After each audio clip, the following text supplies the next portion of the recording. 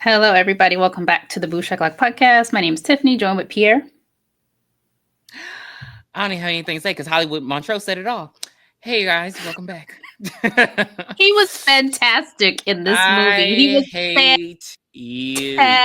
fantastic. I laughed out loud so many times. I have a couple of my favorite clips that he did. But guys, we're here for Mannequin 2 on the move. A young department store intern falls in love with a female store mannequin who is really a peasant girl fallen under a 1,000-year spell. That was a really nice one. That was a good one. Yes. And I didn't read it before I copied and pasted it, but here we are. Yeah. I think that we start this movie off much better than we did the first one. Even though we get a backstory. Fake German village. But I thought it was real cool. The Kingdom of Hauptmann Koenig, which sounds like a department store. Correct. So, basically, I don't know. I feel like this is a typical story. The prince is in love with a peasant girl. She's kind of awkward about it. He don't really care. They're off to get married. They get stopped by his mother, the queen, and no, you can't do this. You can't marry her. And he's like, he's rebellious. He's like, no, I'm married anyway. You know how you want your man to be. And she gets a sorcerer who works for her. This is so Jafar. She gets Jafar to give the. This definitely came out before Aladdin. You don't know if it was in production. Smack your mouth at me one more time. Do it again. You gonna smack my bitch sandwich.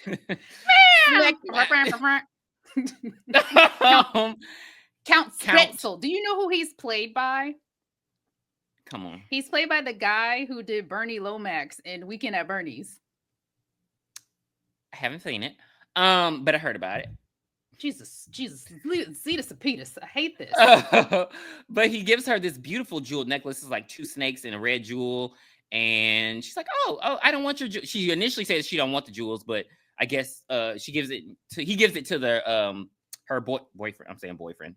Her betrothed to give it to her. Yeah. And when he puts it on her, she becomes a mannequin, which I feel like those didn't exist. So I don't know how that concept of the magic would have come. Well, it says a wooden statue. Go to hell. It would have go to hell.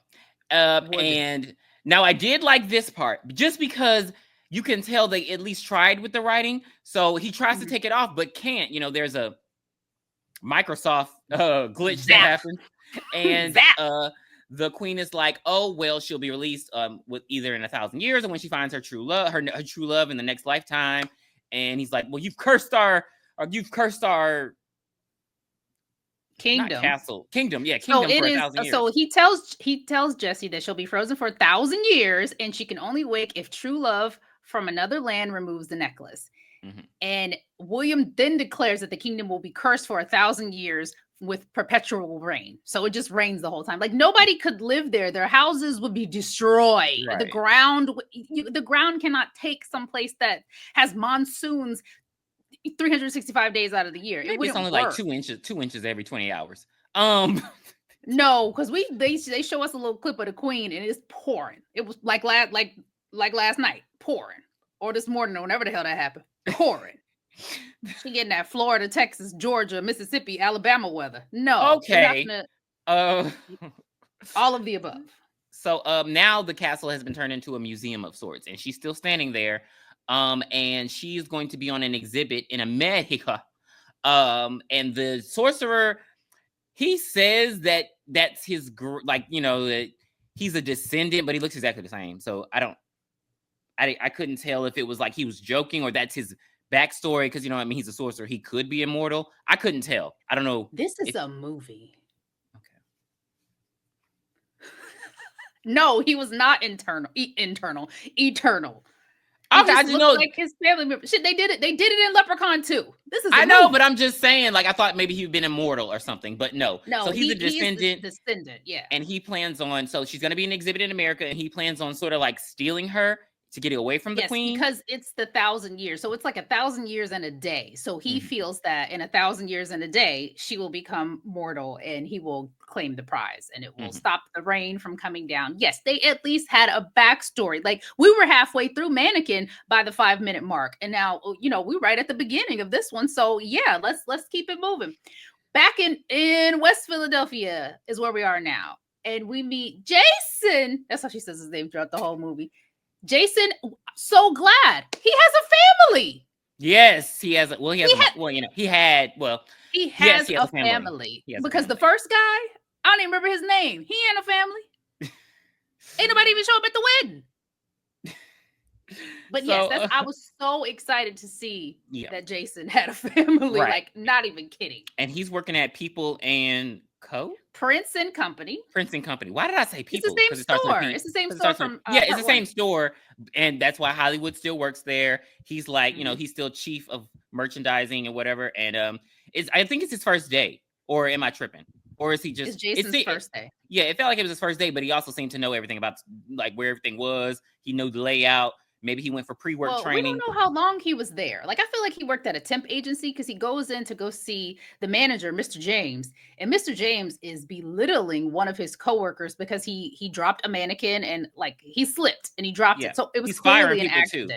Yeah, he's firing people. It was clearly an accident. Yes. He fires this person and he's like, okay, Jason, you're new. You're going to go work with Hollywood because he has an opening because that's what the person that tripped position is. And then the fun begins. It's so good. We get right into it. Jason's down there helping with the mannequins. One little quick thing. Before Jason talks to Mr. James, he meets the security guard. And the security guard is actually the janitor from the first movie that was picking up the mannequins. That's why he was being pervy. Yeah. He was being pervy with what's her name, Gina? What's her name, Gina? We'll get to it. I wrote it down somewhere. Okay, well, because he was being pervy, like she is trying to hit on Jason, he trying to hit on her. Just get away from me. At least he didn't touch her. They have to go actually pick up the they're going to get the peasant girl. Like what the enchanted peasant girl. They like, I don't know, like so Hollywood's like, all right, come with me. They go in his pink Cadillac. We are riding on a freeway. Hollywood is speeding. He's woo, woo, woo. He is so much more dramatic in this movie. So as they're on their way to get her, though, he sees that the truck that is actually supposed to be delivering her is like busted on the bridge, like some horrific act. I'm like, and then of course it would be ass out. It wouldn't be the other way. Final Destination. And the three German men who's supposed to be they're guarding the statue. They are like they're like, we have to protect her. So, baby, she go flying out. We have to protect the enchanted princess. She go flying out. Hollywood have a heart attack. Did you see how he swerved in that traffic to get on the other side? He almost killed somebody. He did. I love it. He did that in Double Toil and Trouble, and it kills me every time. Woo! He was good at that actor. Rest in peace. But so she goes flying out the back and goes into the ocean. And not the ocean, but the river, pier, or whatever. Mm-hmm. And Jason's like, I'll save you. I guess he thought she was real. Sir. No, he did. He says it. He's like, I thought it was a real person. But you knew. Okay, whatever. But he jumps in, he saves her, and they take it and go. Time out. Let me. This is one thing that annoyed me. So while he's underwater and he finds her, he touches the necklace, and you see Jessie like. When there's a dream sequence, we see her come to life and she's like, I'm like, bitch, wouldn't you be screaming? You are underwater. And you can't the last thing you remember is being on a bridge talking to Count Spretzel and the Queen and Prince William, and now you're like, what? I couldn't believe that. I couldn't believe that happened. And it happens again a little later. Mm-hmm. But he takes her out of the water and the three bumbling fools like, how dare you touch her? How dare you touch her? I'm like, child, they saved your dog exhibit, yeah, and they have to run and go and get the rest of the stuff from the ocean. The ocean. Now you got me saying ocean, from the lake, like the jewels and everything else that fell out of the truck. Mm-hmm. So Hollywood and Jason then take Jessie, the mannequin, back to the store, and you see him like dabbing her with a cloth. I'm like, you're in a convertible. The wind is drying her. What are you doing? but he's dabbing her with the cloth, and he reaches for the necklace, and it comes up, and she's like, not, where am I? Like, what? That just blew me. Blew me. But yeah, so they get back, they go back to the store. Yeah, they take her back to the store. The three idiots, if you care, they have to hitchhike there because they left them. And they decide to hitchhike by taking off their clothes because they're like, of course, they're big German men and they have muscles. They're big so they start dancing in front of these trash ladies. Trash ladies. Now, at first when they were doing that, I was like, they're not gonna stop. They're lesbians. But they do stop, and I was thinking they're not gonna fit in the truck, but they put them somewhere else. Yeah, they get in the side of the truck and they dump them in the back so they can die like. Yo, what is up with us watching movies with people in the back of garbage trucks? That's the third one. This is the third one. In a couple of months. Like crazy. But Jason's down there getting her all ready. He like getting the mannequins already. Like again, he acting like he done worked there for 20 years. He know where everything is. He doing everything. He talking to her. I don't know what it is with these young guys and this pervy stuff with inanimate objects, but he kissing on her. I love you and all this kind of like. I will say Jesse's mannequin looks way better than previous girls. It looks pretty human. She got French tips. But so he ends up taking the necklace off because he's trying to get her ready. She sneezes. He's like gesundheit. He freaks out. He's like, "Oh my god, you're not alive! You're not alive!" A very good reaction. Yes, and he took us a couple of minutes. He didn't say, "Oh, you're beautiful. Let's go." He was like, "What the? I guess the curse is real. Like I guess it's real." And right after that, they hit the streets. Yeah. I mean, she's kind of in disbelief. Want to tell Hollywood or nothing. Yeah, she's kind of in disbelief because she's like, what, 1,000 years? He has to catch her up. But she becomes Susie from Grease, like instantly. Like she in a black jacket, everything. The bumbling fools do come in. Wait a minute. Wait a fucking minute. Who the hell I got a name wrong. Susie? You mean Sandy? Yes, Sandy. Sandy from Grease. My mind was computing. It was Sandy. Is he talking about Grease too? Get out of here. But the bumbling fools come in smelling like shit and trash. And of course they're looking for the mannequin and but they have to go. But they have to go pick up Spretzel anyway. So they have to go to the airport to meet him. It's his whole thing. Hollywood doing a cheer. Get out of my face.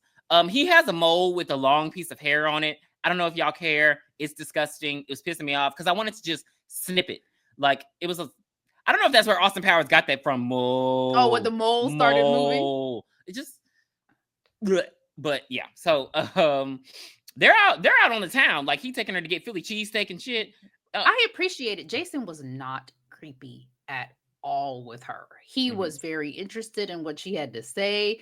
She was talking about she can knit a whole blanket in 17 months. He was like, wow, 17 months? You're kidding. I hate him. Yes, but they were just out seeing the town. She was so excited. They go to the club. They do everything. Why did they have him play that? Why did they have him play that bouncer?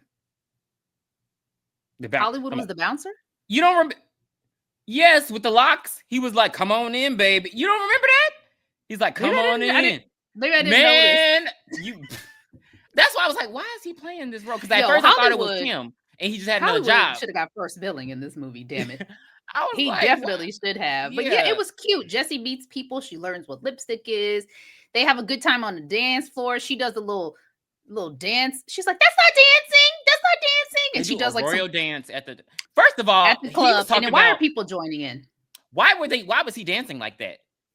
He was da da da da. I was like, what the hell is this? And it was even that he had the nerve to talk about to the beat. You're not on beat, sir. What beat are you on? What beat are you on? To give him a little grace, they usually don't play music during dance scenes in movies.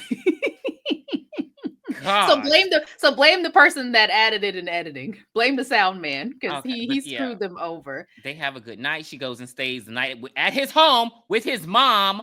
He tells her about his dad. Like, they connect. It was like a slow burn, which is why it worked as a romantic comedy. But when Jessie, so they go into the house and Jason talks to his mom and the mom's like, who is that? And he's like, well, I'm not telling you. He ushers Jessie up to the room. We see Mr. James.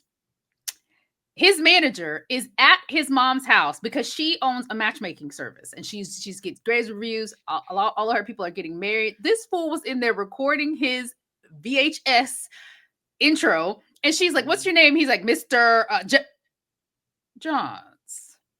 And she's like, "Where do you work at?" "I work at a highly distributed." Oh, like he did not, like, how are you trying to get a date and you don't want anybody to know who you are? But anyway, he sees Jason come in, so he's like trying to cover his face up to try to hide from him. And then when Jason leaves, he takes the tape out of the VCR and he just starts wrecking it. And I think this was improvised because he was beating the hell out of that thing. He was like, "I'll pay you for this," and he actually knocks off some of the wall. He's like, "I'll pay for that too. Just let me know. I gotta go by." I was cracking up laughing. That was so funny to me. I don't think it was funny to you, but I thought it was hilarious because his facial expressions were so good. Anyway, the next morning, Jason's up making her breakfast like something Andy. happened. Like Andy. Oh God. What, he was vacuuming the melon seeds out of a melon. He put so are you supposed to put that orange juice in the microwave? Is that how that works? I thought you just shake it up. I think you're supposed to add warm water, I think. Okay, because he put it in the microwave. You're supposed to add water, yeah, because the water would because it's not gonna be frozen like really hard. The water would just it was a concentrated ocean. I didn't like how he did that. It might have been Ocean Spray brand. The toast he put was the burnt. eggs in a strainer and crushed the egg juice. It was a mess. But his mom comes down, like, "Oh, am I gonna get to meet her?" We see Jesse taking a bath. Finally, it's been 1,000 years, and Jesse goes back into the room and she sees the necklace and she puts it on. Dumbass. So Jason comes up to the room to try to give her the breakfast, and he noticed that she's a mannequin again. This was just the most unbelievable part. That he would just take the necklace off? That was just the most unbelievable. Then he he's just sitting there looking at her. Pinning her on the bed and shit. Then, no, the most unbelievable part was the next scene is when, because, his mom, of course, sees this shit. He goes to a public restaurant and sits her there, and everybody in the window just staring at them. He all sad, like...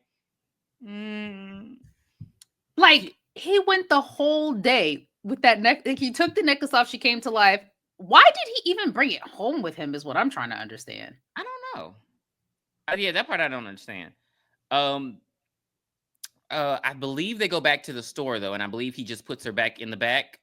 And no. So in the next day, Count Spritzel has arrived with his counterparts, and they go to the place where Jesse was supposed to be locked in. It's like a little cage in the store, and the mannequin is gone. She's nowhere to be found. And he was like, "Oh, I'm about to kill everybody. I'm about to sue this place." So Jason, not knowing what to do, he takes her back to the department store, and she's dressed in like this leopard print outfit, and Count Spritzel is pissed because he's like, "How dare you put this on?" And the manager's like, "Oh no, that's our fall juniors line. This is great. Like, advertise." But anyway, so he has to get up out of there. And the funny, so Scout Spretzel and the guys leave, and it's just Jason and Hollywood. And he's like, "Hollywood, I got to tell you something," but he doesn't tell him. So Hollywood is like, "We don't fall in love with empty things unless, of course, their daddies are rich." That was a theme throughout the whole movie. Like, the mom is like, "You need to marry a rich girl." A girl comes over to her house. She's like, she's like, "I met a guy." He's like, "Oh, is he rich?" I was like, what is happening? Like, Jason was cute, but he wasn't that damn cute.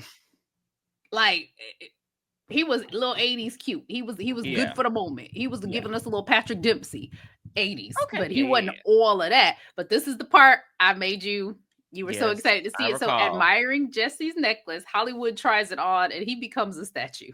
And she comes back to life. Yeah, and she was mimicking him. That was so funny.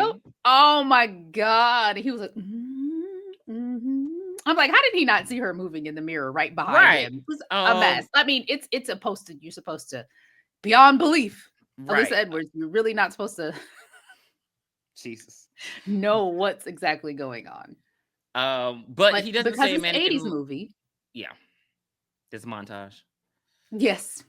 So she goes upstairs and meets the little sales lady and does it's like this whole montage. The outfits were nice, though. They were very nice outfits. But they did her hair. Yeah, her hair was, I don't know how, I didn't know they did that in department stores, but okay. If they'll give you champagne, who knows? But, she's looking like a real classy lady, classy. The three dumb German stooges, they come back and they see Hollywood. They pull him back, and when they pull him back, the necklace comes off and he comes to life again. I don't know. I don't think they even explain that, or he explains it, like, because he was frozen and they touched him. So I didn't understand. Because they're idiots. Okay. So here we are. Like, Hollywood was frozen. Hollywood was a mannequin. That's why it's called Mannequin 2, because it's two mannequins. I hate you. That's not why it's called Mannequin 2. Okay. But Jason comes to talk to Hollywood, and Hollywood's sitting on the floor because he just fell all the way backwards when they took the necklace off of him. And Jason says, "Okay, Hollywood, I don't know how to tell you this, but she's alive.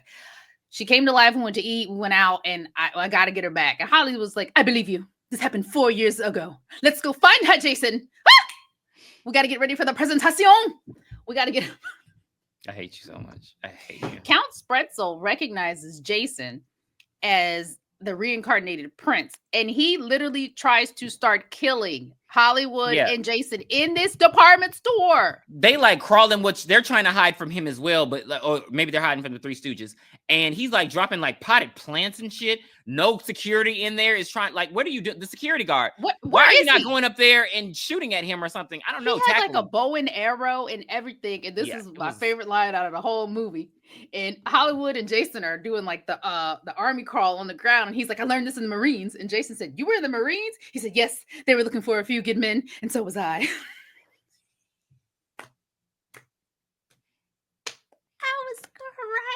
He made the movie. I think it's because I think the last time I watched this, my frontal lobe hadn't developed. So all of the jokes I was able to get now. And I think that's why it was funnier. I need to go back and watch like a bunch of 80s movies that I loved as a kid, but to see it in adult with my adult mind, because I was cracking up. I love Hollywood. He was amazing in this movie. If he didn't get first billing, I'm pissed. Yeah, I'm pissed. But somehow there's a go-kart in the department store. Maybe it was in the toy section. And here comes Jessie, rolling through in her. Was she wearing the leopard? I feel like she was wearing the leopard dress when she was in the go-kart. Yeah, she put it back on. And she's like, she grabs Jason and they go off, and it's this whole damn thing. They go because they go back to his house, but it's this whole chase thing because he's technically stolen the exhibit. That's what Spretzel, they're saying this. So the police they come to his house. The mom is like, "What the hell's going on?" Now this part, I didn't understand because, he's telling her, like, they're upstairs and he's telling her, like, we got to go. But, she's packing and stuff. And he goes downstairs and the police arrest him. Spretzel goes upstairs. And I don't know why they let him go upstairs in someone else's home. Like, the police should have retrieved her, if anything. He goes upstairs and he's like, "Oh, I found you." And she's like, "The sorcerer." She was what I don't understand is why he wanted her to be a statue again if she already came to life, because he wanted her to come to life. That part confused me. Well, I mean, to help Jason go to jail, because I mean, if a girl comes downstairs, it doesn't really right. But I think it would have made sense if he would have tested it out more, because to my knowledge, it wasn't the whole 1,001 whatever days. So if he would have put the necklace on Jessie and then tried to take it back off, and it came back off, he would have known that the curse was broken. The curse. Yeah. I don't know. That was kind of a little confused. But the cops arrest Jason and they throw his ass in jail. And Spretzel wants, like you said, he wants to do the presentation. Don't say presentation. Like, how dare you? Presentation! The next day that Hollywood has been planning out. And I knew it was going to be some Sister Act bullshit. So Hollywood comes in his old Marine Corps uniform to the police station to get Jason out. Yes. Because I don't even know the logic. Well, if you say one of your sailors is AWOL, usually they will take you to JAG. So you will deal with military police officers and not regular police officers. Yeah, if you're in the military. So, I mean, you go to JAG. You don't. It's a little bit different. You're kind of you're different citizens, Okay. But we go to the present. Oh no, so we're there at the presentation. So they come up with the plan to get Jason in there, and I wish I knew the words of the song. I really wish I did. But Jason sneaks in, and we see Hollywood. They start out with the traditional court dance. What'd you say it was called? The dancing? Oh, I don't know what it's called, but it's just like dun, But the music is like dun dun dun dun dun dun dun dun. So think Sister Act when she was like, "Hail, Holy Queen," and it was like, boom. God, I hate Hail, so they started dancing and going off, and then Hollywood comes out and he's like, "This is the story of the peasant queen." I hate you. I hate you. I hate him. But anyway, Hollywood has gone with the story of the peasant queen, and they were saying now we got the prince here to turn her back to human. Jason comes down, turns Jesse back to human, and everybody thinks it's just a part of the show. They're like, "Wow, like Prince and Company, yes." I mean, hey, because y'all been popular for a while. Wink, wink. Hello, y'all know how to do shit with mannequins, but yeah, they just think it's all. Nobody knows what's going on. Stunts and shows. But how does Spretzel get Jesse again? I can't remember. Just run up. Unless somebody made the crowd. Maybe one of the goons knocked knocked Jason down. But anyway, he gets her again and forces her into a hot air balloon. They go into the roof and they get. I don't know why that was. Maybe it was there for the celebration. I don't know. I didn't because why is a hot air balloon on the roof? But maybe so. Yeah, because I feel like I'm probably making it up, but I thought they said something about a hot air balloon in the first one. But anywho, so Jason follows, of course, and there's this whole scuffle, cartoonish. I'm not fighting you by no hot air balloon. It's just like I'm not getting in a hot baby. I can watch it till it lands, or like I don't know, shoot an arrow through it. Hopefully, come down. I mean, it'll come down slow, right? Not an arrow through it. Probably not. I mean, it used to work with Wile E. Coyote. Goodbye. But Jesse knows the curse. I don't know how she knows it because you was frozen when it happened. But she knows the curse and she puts the necklace on Count Spretzel. And in 1,000 years, blah, blah, blah, blah, blah, you will come to life. And he's like, he was really ugly. So damn, this should have been Mannequin 3. Well, he got knocked out of the balloon, remember? He did get knocked out of the balloon. He hits the pavement. Damn, he ain't gonna be in Rush Hour 3. And you're so right. And these fools, the German brothers, try to put him back together, but too bad the lesbian truck ladies from earlier come running through with their street sweepers and sweep him all up. And he gone. And they can't go to Bermuda. I don't know why that was so exciting. I've been to Bermuda before, but it was at a cruise port, and it was not fun. It had a lot of shells on the ground on the beach, so it was tearing my feet up. I didn't have my swim shoes, so that was my bad. But I didn't know. I didn't know it was going to be like that. Yeah. But later, we see at back in the country, Koenig, they glued together Count Spretzel. That's not and possible. He has his own fairy tale, and we see Jesse and Jason pick up a necklace at Prince and Company, and they are married. We see that they're married. They're getting ready to go on their honeymoon. They get into Hollywood's Cadillac, and there's 6 people in there, so they had people at their wedding. And when I heard, and we can build this dream together, I screamed because remember the last episode I thought it was in Mannequin too. They said, look, we paid for this. We're going to use it again. Yeah, hello. We're not going to do it. And the most amazing song comes on again. I was right. Everybody was wrong. Nobody was wrong, but I was right. That was the end of Mannequin 2 on the Move. I highly, highly recommend it. Hollywood was great. It was such a great movie for Pride Month because we're still moseying along. Yeah, we had very campy and flamboyant. It was fun. It was a fun movie. I was never bored. Like, besides the one creep, we only had one creep. Yeah, but of course you wouldn't have been bored. The movie does move along. It does not. It is a very quick movie. It is that's why this review was very short. It does move along really fast. But for Mannequin 2 on the Move, I'm gonna give it a 5 because I'm going to start watching this annually.